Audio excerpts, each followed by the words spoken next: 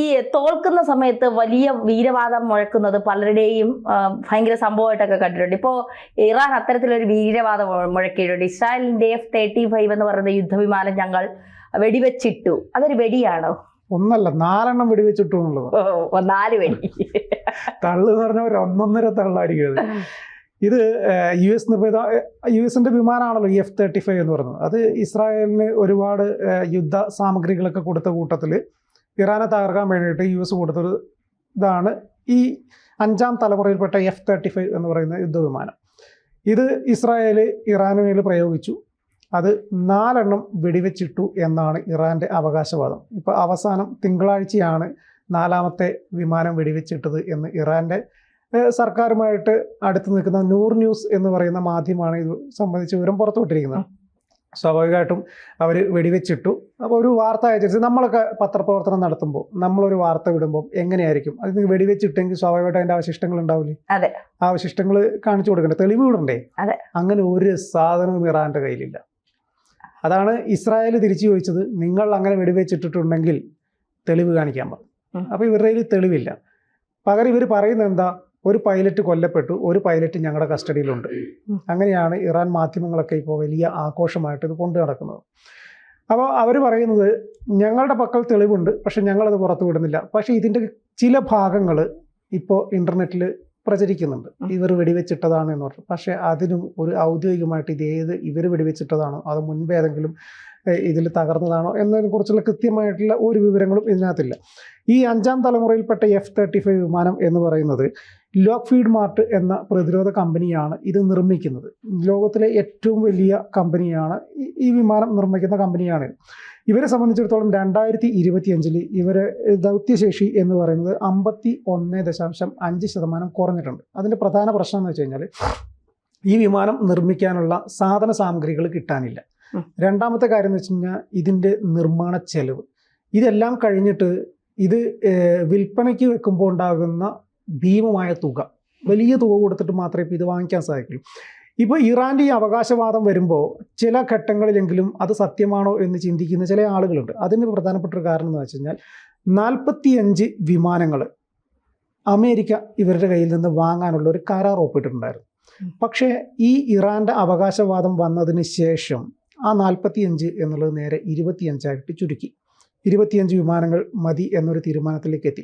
അപ്പോൾ ഈ വിമാനത്തിന് അത്രയും വലിയ ഇവർ പറയുന്നത് പോലുള്ള പ്രകടനശേഷിയോ കാര്യങ്ങളോ ഒന്നുമില്ല എന്നുള്ള രീതിയിലുള്ളൊരു പ്രചരണവും ഇറാൻ പറയുന്നത് പോലെയാണ് എന്ന് വിശ്വസിക്കുന്ന ഒരുപറ്റം ആളുകളുണ്ട്. അതുകൊണ്ടാണ് ഈ അമേരിക്ക ഇത്രയും വിമാനങ്ങളുടെ എണ്ണം വാങ്ങാനുള്ള കുറച്ചത് എന്ന ഒരു തീരുമാനം കൂടെ പറയുന്നുണ്ട്. ഇപ്പോൾ തിങ്കളാഴ്ചയാണ് 4ാമത്തെ വിമാനം വെടിവെച്ചിട്ടെന്ന് പറയുന്നത്. അപ്പോൾ ഇറാൻ്റെ ഭാഗത്ത് നിന്ന് ഇപ്പോൾ പറയുന്നതെന്ന് വെച്ച് കഴിഞ്ഞാൽ ഇസ്രായേൽ തൊടുത്തുവിട്ട എല്ലാ ആയുധങ്ങളും ഞങ്ങൾക്ക് തകർക്കാൻ സാധിച്ചിട്ടുണ്ട് എന്ന് പറഞ്ഞു. പക്ഷേ അതേസമയം ഇസ്രായേലിന് എങ്ങനെയാണ്, ഇസ്രായേലിന് മറ്റ് രാഷ്ട്രങ്ങളുടെ എല്ലാം സപ്പോർട്ട് കൂടിക്കൊണ്ടിരിക്കുകയാണ്. അമേരിക്ക ഇപ്പോൾ കഴിഞ്ഞ ദിവസങ്ങളിൽ ട്രംപ് പറയുന്നത് കണ്ടിട്ടില്ലേ, അമേരിക്ക ഇസ്രായേലിന് എന്താണ് വേണ്ടതെന്ന് പറഞ്ഞു കഴിഞ്ഞാൽ അതിനുള്ള എല്ലാ സഹായ സഹകരണങ്ങളും കൊടുക്കുന്നുണ്ട്.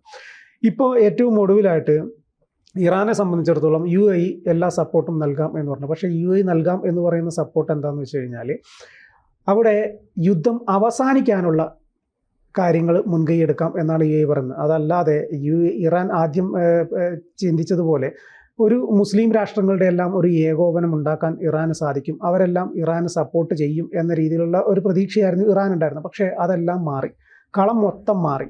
അങ്ങനെയുള്ള പാകിസ്ഥാൻ ആണവായുധം പ്രയോഗിക്കാൻ സഹായിക്കും, അങ്ങനെയുള്ള കുറേ കാര്യങ്ങളായിരുന്നു ഇറാൻ പറഞ്ഞുകൊണ്ടിരുന്നത്. ഇന്നലെ വരെ പറഞ്ഞുകൊണ്ടിരുന്നത് അതാണ്. പക്ഷേ അവിടെ നിന്നെല്ലാം മാറി. അതാണ് അവസാന നിമിഷം UAE സഹായിക്കാം എന്ന് പറയുന്നത്. ഈ പ്രശ്നങ്ങളെല്ലാം തീർക്കാനുള്ള ഒരു രമ്യതയിൽ പരിഹരിക്കാനുള്ള ഒരു മുൻകരുതൽ, അല്ലെങ്കിൽ അതിനുള്ള ഒരു കാര്യങ്ങളെല്ലാം ചെയ്യാം എന്നാണ് UAE ഇപ്പോൾ പറഞ്ഞിരിക്കുന്നത്. അപ്പം നമ്മൾ നേരത്തെ സൂചിപ്പിച്ചതുപോലെ തന്നെ ഈ 5ാം തലമുറയിൽപ്പെട്ട F-35 വിമാനം അത് അമേരിക്കയാണ് ഏറ്റവും കൂടുതൽ ഉപയോഗിച്ചുകൊണ്ടിരുന്നത്. അവരെ സംബന്ധിച്ചിടത്തോളം ഈ ഇസ്രായേലും ഈ പറയുന്ന ഇറാനുമായിട്ടുള്ള യുദ്ധം വരുന്ന ഘട്ടത്തിൽ ഇത് സഹകരിച്ച് മുന്നോട്ട് പോകാം എന്ന രീതിയിൽ ഇസ്രായേലിന് വേണ്ട സൗകര്യങ്ങളെല്ലാം ചെയ്തു കൊടുത്തപ്പോൾ ഏറ്റവും ആദ്യം കൊടുത്ത യുദ്ധത്തിന് വേണ്ട സന്നാഹങ്ങളിൽപ്പെട്ട ഒന്നാണ് ഈ F-35 വിമാനങ്ങൾ.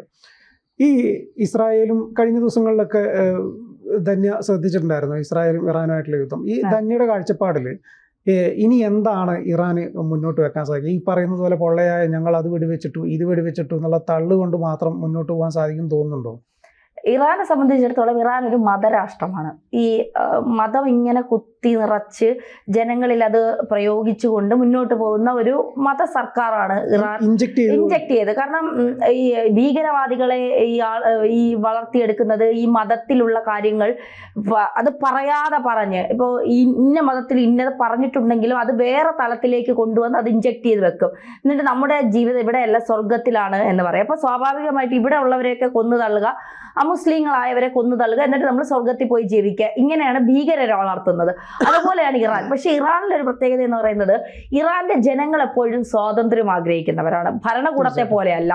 അവരെപ്പോഴും ജനാധിപത്യപരമായ ഒരു സർക്കാർ വരണം, സ്വാതന്ത്ര്യത്തോടെ ജീവിക്കണം എന്നാഗ്രഹിക്കുന്നവരാണ് അവിടെ ഉള്ളവർ. അതുകൊണ്ട് അവർ ഇസ്രായേൽ എന്ത് നടപടി ഇറാനെതിരെ സ്വീകരിച്ചാലും അവർ ഇസ്രായേലിനോടൊപ്പമേ നിൽക്കൂ. അത് ഇറാൻ അറിയില്ല എന്നുള്ളതാണ്. ഇപ്പൊ ഇറാന്റെ പരമോന്നത നേതാവെന്ന് പറയുന്നത് ആയത്തുള്ള അൽ ഖമേനി, 85 വയസ്സുള്ള ഒരു പടിക്കിഴവനാണ്. അദ്ദേഹം പുറത്തു പോലും ഇറങ്ങാറില്ല. ബംഗറിൽ ഇരുന്നുകൊണ്ടാണ് പലപ്പോഴും പല കാര്യങ്ങളും പറയുന്നത്. ഞാൻ അമേരിക്ക അത് ചെയ്തു കളയും, ഇസ്രായേലിനെ ഇങ്ങനെ ചെയ്തു കളയും, ഇസ്രായേലിന്റെ വിമാനങ്ങൾ ഞങ്ങൾ തകർക്കും, ഇസ്രായേൽ അണുവായുധം പ്രയോഗിക്കും, ഞങ്ങളിൽ 15 അണുവായുധങ്ങളുണ്ട്, അത് മൊത്തവും ഞങ്ങൾ ഇസ്രായേൽ പ്രയോഗിക്കും എന്നൊക്കെ പറയുന്നത് ഈ ബംഗറിന്റെ അകത്തിരുന്നുകൊണ്ടാണ്. നേരിട്ട് വന്ന് പറയാൻ ഒരു തൻ്റെടവും ധൈര്യം ഇല്ലാത്തൊരു വൃദ്ധനായ ഒരു മനുഷ്യൻ. നമ്മുടെയൊക്കെ വീട്ടിലൊരു 85 വയസ്സായ ഒരു അപ്പൂപ്പനുണ്ടെങ്കിൽ നമ്മൾ എങ്ങനെ നോക്കും അദ്ദേഹത്തെ? അദ്ദേഹം പറയുന്ന വെല്ലുവിളികളെ നമ്മൾ താടി പിടിച്ചോണ്ട് അപ്പോൾ ആ ലെവലിൽ അത്രേ ഉള്ളൂ ഈ ഖമനി എന്ന് പറയുന്ന മനുഷ്യൻ. അതുകൊണ്ടാണ് ട്രംപ് ഇപ്പോൾ പറയുന്നത് നിങ്ങൾ എവിടെ ഉണ്ടെന്ന് എനിക്കറിയാം, അവിടെ ഇരുന്നോ, ഇപ്പൊ തൽക്കാലം ഞാൻ കൊല്ലുന്നില്ല. ഇറാന്റെ എക്സ്റേ കൃത്യമായിട്ട് ട്രംപിന്റെ കയ്യിലുണ്ട്. അതെ, തീർച്ചയായും. ഇറാൻ എന്തൊക്കെ ചെയ്യുന്നു? ഇപ്പോ ഒരു 1.5 വർഷം നീണ്ട മൊസാദ് അതിന്റെ അകത്ത് കയറി നിന്നാണ് ഈ ഇറാനുള്ളിൽ നിന്നാണ് ഇറാനെതിരെയുള്ള ഈ ആയുധ പ്രയോഗങ്ങൾ, ഈ തന്ത്രങ്ങളൊക്കെ മെനഞ്ഞത് ഇറാനുള്ളിൽ ഭൂഗർഭ അറ ഉണ്ടാക്കി അവിടെ ഇരുന്നിട്ട്. എന്നിട്ട് ഈ മണ്ടന്മാർ അറിഞ്ഞിട്ടില്ല 1.5 വർഷത്തിനിടയ്ക്ക് ഈ മൊസാദ് കളിച്ച ഈ നാടകങ്ങളൊന്നും ഈ മണ്ടന്മാർ അറിയാത്ത മണ്ടന്മാരാണ് ഇപ്പൊ പറയുന്നത് F-35 ഞങ്ങൾ വെടിവെച്ചിട്ടു, ഞങ്ങൾ ഇസ്രായേലിനെ ഇപ്പൊ തകർക്കും, നാളെ തകർക്കും, മറ്റന്നാ തകർക്കും. ഇതൊന്നും നടക്കാൻ പോകുന്നില്ല. നമുക്കറിയാം ഇവിടെ ഇരുന്ന് കുറെ എണ്ണ ഇറാന് വേണ്ടി ജയ് വിളിക്കുന്നതെന്നുള്ളതല്ലാതെ ഇറാനിൽ എന്താണ് അവിടുത്തെ ജനങ്ങൾ പോലും പറയുന്നത് നമുക്ക് പിന്നെ സ്വാതന്ത്ര്യം വേണം എന്നാണ് പറയുന്നത്. അപ്പോൾ ഇത്തരത്തിൽ ഒരു സർക്കാരുമായി എന്താ പറയുക, സ്വാതന്ത്ര്യത്തോടെ ജീവിക്കണമെന്ന് ഒരു ജനത ആഗ്രഹിക്കുമ്പോൾ ഒരു ഭരണമാറ്റം ആഗ്രഹിക്കുന്നുണ്ട് അവർ. തീർച്ചയായിട്ടും അവർ ആഗ്രഹിക്കുന്നുണ്ട്. ഇസ്രായേലിനെ സംബന്ധിച്ചിടത്തോളം ജൂത രാജ്യമാണ്. നിലനിൽപ്പിന് വേണ്ടി അങ്ങേറ്റം കിടന്ന് എത്ര വർഷമായി അവർ ഈ കിടന്ന് ബുദ്ധിമുട്ട് അനുഭവിക്കുന്ന ഒരു എന്താ പറയുക, നിലനിൽപ്പിന് വേണ്ടിയുള്ള ഒരു വലിയ പോരാട്ടമാണ് ഇസ്രായേൽ നടത്തിക്കൊണ്ടിരിക്കുന്നത്. ആ പോരാട്ടം വിജയിക്കണമെന്ന് മനസാക്ഷിയുള്ള എല്ലാ ലോകരാജ്യങ്ങളും ആഗ്രഹിക്കുന്നുണ്ട് എന്നുള്ളതാണ് യാഥാർത്ഥ്യം. ഇറാനെ പോലെ അല്ല. ഇറാൻ ഇപ്പോൾ തുർക്കിയുടെ സപ്പോർട്ട് ഉണ്ടാവും, തീർച്ചയായും. തുർക്കി ഒരു മുസ്ലിം രാഷ്ട്രമാണ്, ഇറാനും ഒരു മുസ്ലിം രാഷ്ട്രമാണ്. അപ്പോൾ തുർക്കി ഏത് വിധേയനെ സഹായിക്കും. പക്ഷെ തുർക്കി വിശ്വസിക്കാൻ കൊള്ളില്ല. തുർക്കിയുടെ ആയുധങ്ങളാണ് പാകിസ്ഥാനിൽ പോയത്. എന്നിട്ട് പാകിസ്ഥാൻ തോറ്റു തുന്നം പാറേണ്ട ഒരു അവസ്ഥ വന്നു. തുർക്കിയുടെ ആയുധ ശേഖരണത്തിൽ നമുക്ക് വിശ്വസിക്കാൻ കഴിയില്ല. പാകിസ്ഥാൻ ഇറാനെ സഹായിക്കുമെങ്കിൽ ഇസ്രായേൽ പാകിസ്ഥാനിൽ അനുഭവം വിടുമെന്ന് പറഞ്ഞു. അല്ല, പാകിസ്ഥാൻ ഇറാനെ സഹായിക്കണമെങ്കിൽ പാകിസ്ഥാന്റെ അടിച്ചു പൊളിച്ച് തീർത്തു കളഞ്ഞു. അവര് മറ്റേ 600 എണ്ണം മറ്റേ കളിച്ചത് അവര് തീർത്ത് വെച്ചേക്കുന്നു. അപ്പൊ ഇറാനെ സഹായിക്കാൻ എന്നാണ്? ഇറാൻ ഇനി ഒരൊറ്റ കാര്യമേ ഉള്ളൂ, സമാധാനപരമായ ചർച്ചയ്ക്ക് ഇറാൻ തയ്യാറായാൽ, അതായത് ഹമാസ്, ഹൂത്തി, ഹിസ്ബുള്ള ഇതിനെ 3നെ അടിച്ചൊതുക്കി ഗാസയ്ക്ക് സമാധാനമുണ്ടാക്കി, ഇറാനും സമാധാനമുണ്ടാക്കി, ജനാധിപത്യപരമായ ഒരു സർക്കാർ വരാൻ ഇസ്രായേൽ ഇറാനോടൊപ്പം നിൽക്കും. അതിന് ഇപ്പോഴത്തെ ഒരു ഭരണമാറ്റം ഏറ്റവും അത്യാവശ്യമാണ്. അതുവരെ ഈ യുദ്ധം ഇങ്ങനെ തന്നെ കൊടുമ്പിരി കൊണ്ടിരിക്കും. പക്ഷെ യുദ്ധം ഇങ്ങനെ ആകുമ്പോൾ നമ്മളൊക്കെ ഭയപ്പെടേണ്ട ഒരുപാട് കാര്യങ്ങളുണ്ട്. ഈ സൗദിയുടെ എണ്ണപ്പാടമൊക്കെ ഈ ഇറാന്റെ അടുത്താണ് കിടക്കുന്നത്. ഇവര് പിന്നെ ഈ എന്താ തലയ്ക്കകത്ത് ആൾ താമസമില്ലാത്ത കുറെ ആളുകളാണ് ഇതിൻ്റെ അകത്ത് ജീവിക്കുന്നത്. ഈ എണ്ണപ്പാടത്തിനൊക്കെ തീയിട്ടാൽ അത് ലോകരാജ്യങ്ങളെ വലിയ രീതിയിൽ ബാധിക്കും. ഇപ്പോൾ UAE പോലുള്ള അല്ലെങ്കിൽ മുസ്ലിം രാജ്യങ്ങൾ, ഇപ്പോൾ കുവൈറ്റ്, സൗദി, UAE പോലുള്ള രാജ്യങ്ങൾ, അവരൊക്കെ സ്വാതന്ത്ര്യത്തിന് വേണ്ടിയും രാജ്യത്തിന്റെ വികസനത്തിന് വേണ്ടിയും ജീവിക്കുന്ന ജനതയായി മാറി. അവരൊക്കെ തീവ്രവാദവും ഈ മതം ഒക്കെ ആ തരത്തിൽ നിന്നൊക്കെ അല്ല. അവര് അവധിയിൽ നിന്നൊക്കെ അവർ ഒരുപാട് മാറി. ഇപ്പൊ അവര് രാജ്യത്തിന്റെ വികസനം മാത്രമാണ് അവരുടെ ലക്ഷ്യം എന്ന് പറയുന്നത്. അപ്പൊ തീർച്ചയായിട്ടും ഇത്തരത്തിലൊരു നീക്കം ഇറാന്റെ ഭാഗത്തു നിന്ന് വന്നാൽ അവരെ നോക്കിക്കൊണ്ടിരിക്കില്ല. അപ്പൊ മുസ്ലിം രാജ്യങ്ങളിൽ നിന്ന് ഇറാനെതിരെ അറ്റാക്ക് ഉണ്ടാകും. ഇത് വലിയൊരു യുദ്ധത്തിലേക്കായിരിക്കും കടക്കാൻ പോകുന്നത് എന്നുള്ളതാണ്.